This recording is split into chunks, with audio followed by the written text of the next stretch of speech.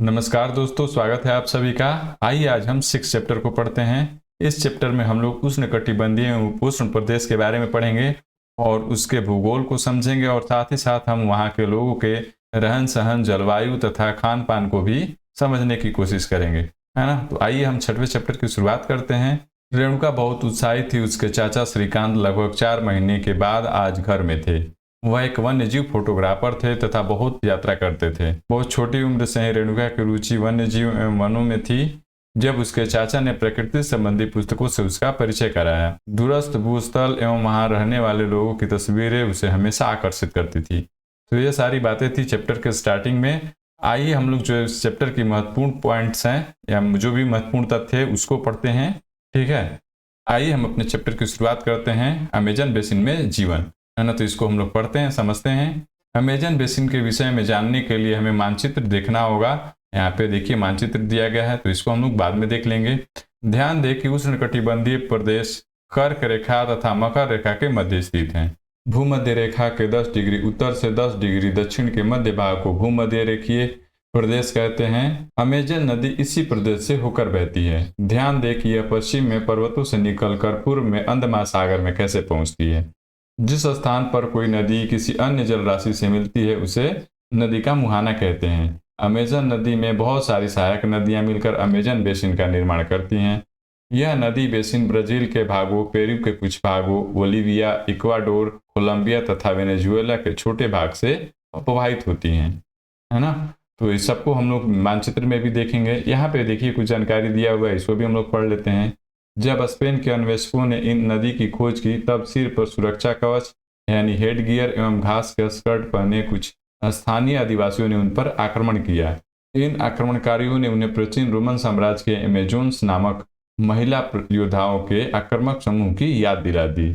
इस प्रकार यहाँ का नाम अमेजन पड़ा, है ना। तो हमें यहाँ पे जानकारी मिला कि किस प्रकार से इस नदी का नाम अमेजन पड़ा। आइए अब मानचित्र भी देख लेते हैं और उसको भी समझ लेते हैं। दोस्तों, हमने अभी पढ़ा कि कर्क रेखा और मकर रेखा के बीच के जो एरिया है उसको हम लोग उष्णकटिबंधीय क्षेत्र कहते हैं। 10 डिग्री दक्षिण से लेकर के 10 डिग्री उत्तर के बीच का जो एरिया है उसको हम लोग भूमध्य रेखीय प्रदेश कहते हैं। तो यहाँ पे आप देख रहे हैं कि ये जो हमारा क्षेत्र है ये भूमध्य रेखीय प्रदेश के अंतर्गत आएगा और इसी के अंदर हमें अमेजन नदी को देखने को मिलता है। तो जैसा कि हम लोग ने ऊपर पढ़ा कि अमेजन नदी का विस्तार किस तरीके से है, तो उसको हम लोग यहाँ पे देख सकते हैं। अब आइए हम लोग अमेजन बेसिन का जलवायु पढ़ते हैं और उसको समझते हैं। जैसा कि आप जानते हैं अमेजन बेसिन भूमध्य रेखा के आसपास फैला है और पूरे वर्ष यहाँ गर्म एवं नम जलवायु रहती है। यहाँ का मौसम दिन एवं रात दोनों ही समय लगभग समान रूप से गर्म एवं आर्द्र होता है तथा शरीर में चिपचिपाहट महसूस होती है, जैसा कि हम लोग बरसात में यहाँ पे अपने यहाँ फील करते हैं। इस प्रदेश में लगभग प्रतिदिन वर्षा होती है और वह भी बिना किसी पूर्व चेतावनी के। दिन का तापमान उच्च एवं आर्द्रता अति उच्च होती है। रात के समय तापमान कम हो जाता है लेकिन आर्द्रता वैसी ही बनी रहती है ना। तो यहाँ पे हम जलवायु पढ़े। अब हम यहाँ पे वर्षा वन के बारे में पढ़ते हैं। तो यहाँ पे बता रहा है कि इन प्रदेशों में अत्यधिक वर्षा के कारण यहाँ की भूमि पर सघन वन उग जाते हैं। वन इतने सघन होते हैं कि पत्तियां तथा शाखाओं से छत सी बन जाती है, जिसके कारण सूर्य का प्रकाश धरातल तक नहीं पहुंच पाता है। यहाँ की भूमि प्रकाश रहित एवं नम बनी रहती है। यहाँ केवल वही वनस्पति पनप सकती है जिसमें छाया में बढ़ने की क्षमता हो। परिजीवी पौधों के रूप में यहाँ आर्किड एवं ब्रोमीलाइड पैदा होते हैं। वर्षा वन में प्राणी जात की प्रचुरता होती है। टूकन, गुजन पक्षी, रंगीन पछती वाले मकाओ एवं भोजन के लिए बड़ी चोंच वाले विभिन्न प्रकार के पक्षी जो भारत में पाए जाने वाले सामान्य पक्षियों से भिन्न होते हैं यहाँ पाए जाते हैं। प्राणियों में बंदर, स्लॉथ एवं चींटी खाने वाले टैपियार भी यहाँ पाए जाते हैं। सांप एवं रस्सी सर्प की विभिन्न प्रजातियां भी इन वनों में पाई जाती हैं।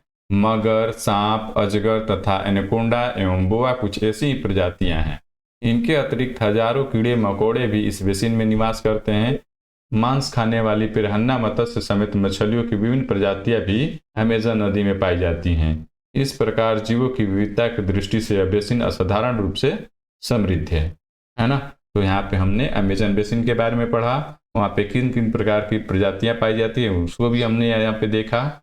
यहाँ ब्रोमीलाइड के बारे में दिया हुआ है कि यह विशेष प्रकार का एक पौधा है जो अपनी पत्तियों में जल को संचित रखता है। मेंढक जैसे प्राणी इन जल के पॉकेट का उपयोग अंडा देने के लिए करते हैं, है ना। तो ये एक परजीवी पौधा है जैसा कि हम लोग ने ऊपर पढ़ा। अभी हमने अमेजन बेसिन के वर्षावन के बारे में पढ़ा। अब हम वर्षावन के निवासियों के बारे में पढ़ते हैं। यहाँ के लोग छोटे से क्षेत्र में वन के कुछ वृक्षों को काटकर अपने भोजन के लिए फसल उगाते हैं। यहाँ के पुरुष शिकार करते हैं तथा नदी में मछली पकड़ते हैं, जबकि महिलाएं फसलों का ध्यान रखती हैं। वे मुख्यतः टोपियोका, अनानास एवं शकरकंद उगाते हैं, क्योंकि मछलियां या शिकार मिलना अनिश्चित होता है। ऐसे में महिलाएं ही अपनी उगाई साग सब्जियों से अपने परिवार का भरण पोषण करती हैं। वे कर्तन एवं दहन कृषि पद्धति का प्रयोग करते हैं। इनका मुख्य आहार मैनियोक है, जिसे कसावा भी कहते हैं, तथा यह आलू की तरह जमीन के अंदर पैदा होता है। ये चींटियों की रानी एवं अंडकोश को भी खाते हैं। काफी, मक्का एवं कोको जैसे नकदी फसल भी यहाँ उगाई जाती हैं। वर्षावन अत्यधिक मात्रा में घरों के लिए लकड़ी प्रदान करते हैं। कुछ परिवार मधुमक्खी के छत्ते के आकार वाले छप्पर के घर में रहते हैं, जबकि कुछ लोग मल्लोका कहे जाने वाले बड़े अपार्टमेंट जैसे घरों में रहते हैं, जिनकी छत तीव्र ढलान वाली होती है। अमेजन बेसिन के लोगों का जीवन धीरे धीरे बदल रहा है। पुराने समय में वन के अंदर पहुंचने के लिए नदी मार्ग ही एकमात्र उपाय था। 1970 में ट्रांस अमेजन महामार्ग बनने से वर्षावन के सभी भागों तक पहुंचना संभव हो गया। अनेक स्थानों पर पहुंचने के लिए हवाई जहाजों तथा हेलीकॉप्टर का प्रयोग किया जाता है। इस प्रक्रिया के फलस्वरूप वहां की मूल आबादी को उस क्षेत्र से बाहर निकालकर नए क्षेत्र में बसना पड़ा और वे अपने पौराणिक तरीके से खेती करते रहे हैं। देखिए, इस बॉक्स में कर्तन एवं दहन पद्धति को समझाया गया है।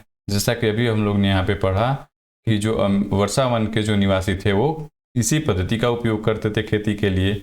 यहाँ पे हम इसको पढ़ते हैं, समझते हैं। यहाँ पे बता रहा है कि कर्तन एवं दहन की पद्धति में किसान पहले वृक्ष एवं झाड़ियों को काटकर भूमि साफ करते हैं, फिर उनको जलाया जाता है, जिसमें पोषक तत्व मिट्टी में मिल जाते हैं। इस साफ भूमि पर कुछ वर्षों तक फसल पैदा की जाती है। जमीन के इस टुकड़े के बार बार प्रयोग से मिट्टी में पोषक तत्वों का अभाव हो जाता है, इसीलिए इस टुकड़े को छोड़ दिया जाता है। इसके बाद फसल उगाने के लिए किसी दूसरे स्थान को साफ किया जाता है। इस बीच पुराने खेत में छोटे छोटे वृक्ष उगाते हैं। इस प्रकार मिट्टी फिर से उपजाऊ हो जाती है। अपने टॉपिक में हम लोग यहाँ पढ़ते हैं, विकास की गतिविधियों के कारण जैविक विविधता वाले वर्षावन धीरे धीरे नष्ट हो रहे हैं। ऐसा अनुमान है कि प्रति वर्ष अमेजन बेसिन के वर्षावन का बड़ा भाग लुप्त होता जा रहा है। आप देख सकते हैं कि वर्षावनों के लुप्त होने से व्यापक प्रभाव होता है। वर्षा के कारण मिट्टी की ऊपरी परत बह जाती है एवं सघन वन बंजर भूमि बदल जाते हैं। तो इस चीज को हम इन 3 चित्रों के माध्यम से भी समझ सकते हैं। ऊपर हमने अमेजन बेसिन में जीवन पढ़ा, अब हम गंगा ब्रह्मपुत्र बेसिन में जीवन को पढ़ेंगे, है ना। तो आइए इसको पढ़ते हैं। गंगा तथा ब्रह्मपुत्र की सहायक नदियां मिलकर भारतीय उपमहाद्वीप में गंगा ब्रह्मपुत्र बेसिन का निर्माण करती हैं। यह बेसिन उपोष्ण में 10 डिग्री उत्तर से 30 डिग्री उत्तर अक्षांश के मध्य स्थित है। घाघरा, सोन, चंबल, गंडक, कोसी जैसी गंगा की सहायक नदियां एवं ब्रह्मपुत्र की सहायक नदियां इसमें अपवाहित होती हैं। एटलस की सहायता से ब्रह्मपुत्र की कुछ सहायक नदियां ढूंढो। तो ये आपके लिए काम है, आप ढूंढिएगा। गंगा एवं ब्रह्मपुत्र के मैदान, पर्वत एवं हिमालय के गिरिपाद तथा सुंदरवन डेल्टा इस बेसिन की मुख्य विशेषताएं हैं। दोस्तों, इस मानचित्र में हम लोग गंगा ब्रह्मपुत्र बेसिन को देख सकते हैं, ठीक है। तो इसको आप देख लीजिएगा और याद कर लीजिएगा। अब हम अपने चैप्टर में पढ़ते हैं। मैदानी क्षेत्र में अनेक चाप झील पाई जाती हैं, ठीक है। यहाँ की जलवायु मुख्यतः मानसूनी है। मानसून में मध्य जून से मध्य सितंबर के बीच वर्षा होती है। तो इस चीज को भी आप नोट कर लीजिएगा कि मानसून में मध्य जून से मध्य सितंबर के बीच वर्षा होती है। ग्रीष्म ऋतु में गर्मी एवं शीत ऋतु में ठंड होती है। भारत का मानचित्र देखिए। भारत के राज्य का नाम बताइए जहाँ गंगा ब्रह्मपुत्र बेसिन बहती हैं। तो हमने अभी उत्तर मानचित्र देखा, तो उसके अनुसार हम बता सकते हैं कि उन राज्यों में किन राज्यों में गंगा ब्रह्मपुत्र बेसिन स्थित है। बेसिन क्षेत्र में विभिन्न प्रकार की स्थलकृति हैं। जनसंख्या के वितरण में पर्यावरण की प्रमुख भूमिका होती है। तीव्र ढाल वाले पर्वतीय क्षेत्र बसने के लिए प्रतिकूल हैं, अतः गंगा ब्रह्मपुत्र बेसिन के पर्वतीय क्षेत्र में कम लोग रहते हैं। मानव प्रवास के लिए मैदानी क्षेत्र सबसे उपयुक्त है, अतः यहाँ जनसंख्या घनत्व अधिक है ना। तो आपको पंजाब, हरियाणा और बिहार, ये सारे जो आपको मैदानी क्षेत्र मिलते हैं, यहाँ पे आपको जनसंख्या घनत्व अधिक देखने को मिलेगा। यहाँ की मिट्टी उपजाऊ है। जिन स्थानों पर फसल उगाने के लिए समतल भूमि उपलब्ध है, वहाँ के लोगों का मुख्य व्यवसाय कृषि है। धान यहाँ की मुख्य फसल है। क्योंकि धान की खेती के लिए पर्याप्त जल की आवश्यकता होती है, यह उसी क्षेत्र में उगाया जा सकता है जहाँ वर्षा होती है।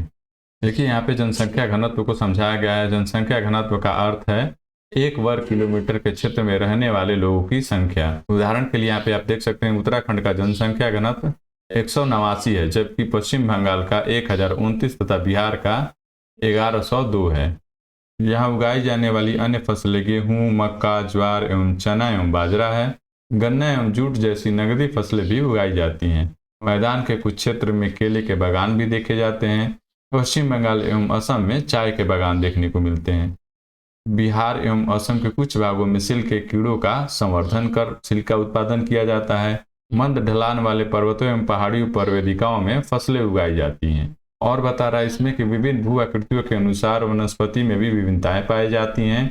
गंगा ब्रह्मपुत्र के मैदान में सागवान, साखू, पीपल के साथ उष्णकटिबंधीय पर्णपाती पेड़ भी पाए जाते हैं। ब्रह्मपुत्र के मैदानी क्षेत्रों में घने बांस के घने झुरमुट पाए जाते हैं। डेल्टा क्षेत्र मैंग्रोव वन से घिरा है। उत्तराखंड, सिक्किम एवं अरुणाचल प्रदेश की ठंडी जलवायु एवं तीव्र ढाल वाले भागों में चीड़, देवदार एवं फर जैसे शंकुधारी पेड़ पाए जाते हैं। बेसिन में विविध प्रकार के वन जीव पाए जाते हैं। इनमें हाथी, बाघ, हिरण, बंदर आदि सामान्य रूप से पाए जाने वाले जीव हैं।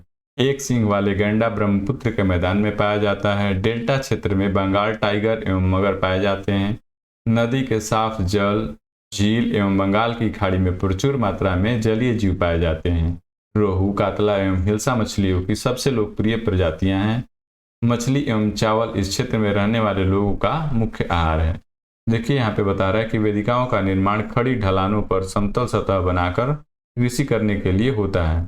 ढलान को इसलिए हटाया जाता है कि जल का प्रवाह तीव्रता से न हो, है ना। तो इस तरीके के आपको वेदिका कृषि भी देखने को इन क्षेत्रों में मिलता है। इस बॉक्स में पढ़ लेते हैं क्या दिया हुआ है। गंगा एवं ब्रह्मपुत्र नदी के अलवण जल में एक प्रकार की डॉल्फिन पाई जाती है, जिसे स्थानीय भाषा में सुसु अथवा अंधी डॉल्फिन कहा जाता है। सुसु की उपस्थिति से जल की शुद्धता का पता चलता है। रसायन की अत्यधिक मात्रा वाले गैर उपचारित औद्योगिक एवं शहरी गंदगी इन प्रजातियों को नष्ट कर रहे हैं। अब आइए हम लोग इस बॉक्स में जो दिया हुआ है इसको पढ़ लेते हैं। एक केस अध्ययन दिया हुआ है यहाँ पे, झील जीविका का एक साधन। तो यहाँ पे बता रहा है कि विनोद एक मछुआरा है जो बिहार के मतवाली मौन गांव में रहता है। आज वह एक प्रसन्न व्यक्ति है। मछलियों की विभिन्न प्रजातियों को पालने के लिए उसने अपने साथी मछुआरों रविंद्र, किशोर, राजीव तथा अन्य के साथ मौन या चाप झील को साफ किया। झील में उगने वाले स्थानीय खरपतवार मछलियों का भोजन बनते हैं। झील के आसपास की भूमि उपजाऊ है। वह इस जमीन पर धान, मक्का एवं दलहन जैसी फसलें बोता है। खेत की जुताई के लिए भैंसे का प्रयोग किया जाता है। वहाँ के लोग बहुत संतुष्ट हैं। नदी में पकड़ने, खाने व बेचने के लिए काफी मछलियां हैं, जिन्हें पकड़कर वे पास के शहर में भी बेचते हैं। यह समुदाय प्रकृति के साथ समरसता बनाकर रहता है। जब तक पास के शहरों का प्रदूषण इस झील तक नहीं पहुंचता, तब तक मत्स्य पालन को कोई खतरा नहीं है। आइए गंगा ब्रह्मपुत्र बेसिन के बारे में और पढ़ते हैं हम लोग। गंगा ब्रह्मपुत्र के मैदान में कई बड़े शहर एवं कस्बे स्थित हैं। इलाहाबाद, कानपुर, वाराणसी, लखनऊ, पटना एवं कोलकाता जैसे 10 लाख से अधिक आबादी वाले शहर गंगा नदी के तट पर ही स्थित हैं। इन शहरों तथा यहाँ स्थित उद्योगों का गंदा पानी बहकर नदी में ही जाता है, जिससे नदी प्रदूषित होती है। बेसिन में यातायात का सुविकसित तंत्र उपस्थित है। आप देख सकते हैं कि गंगा ब्रह्मपुत्र बेसिन में यातायात के 4 मार्ग सुविकसित हैं। मैदानी इलाकों के लोग सड़क मार्ग एवं रेल मार्ग के द्वारा एक स्थान से दूसरे स्थान तक जाते हैं। नदी के तटीय क्षेत्र में जल मार्ग यातायात का प्रभावशाली माध्यम है। कोलकाता हुगली नदी पर स्थित एक महत्वपूर्ण पतन है। मैदानी क्षेत्र में कई बड़े हवाई पतन भी स्थित हैं ना। ये सारी चीज हम लोग यहाँ पे पढ़ लिए। गंगा नदी के संरक्षण के लिए नमामि गंगे कार्यक्रम को शुरू किया गया है। इस न्यूज को आप जानते ही होंगे। पर्यटन इस बेसिन का महत्वपूर्ण क्रिया है। आगरा में यमुना के किनारे स्थित ताजमहल, इलाहाबाद में गंगा एवं यमुना नदी का संगम, उत्तर प्रदेश एवं बिहार के बौद्ध स्तूप, लखनऊ का इमामबाड़ा, असम का काजीरंगा एवं मानस वन्य प्राणी अभय वन तथा अरुणाचल प्रदेश की विशिष्ट जनजातीय संस्कृति जैसे कई दर्शनीय स्थल हैं। ठीक है दोस्तों, तो इतना ही था इस चैप्टर में जो हमारे लिए महत्वपूर्ण था। तो जो कुछ भी हम लोगों ने यहाँ पे पढ़ा उस सबको आप याद रखिएगा। मिलते हैं नेक्स्ट चैप्टर में, तब तक के लिए आपका बहुत बहुत धन्यवाद।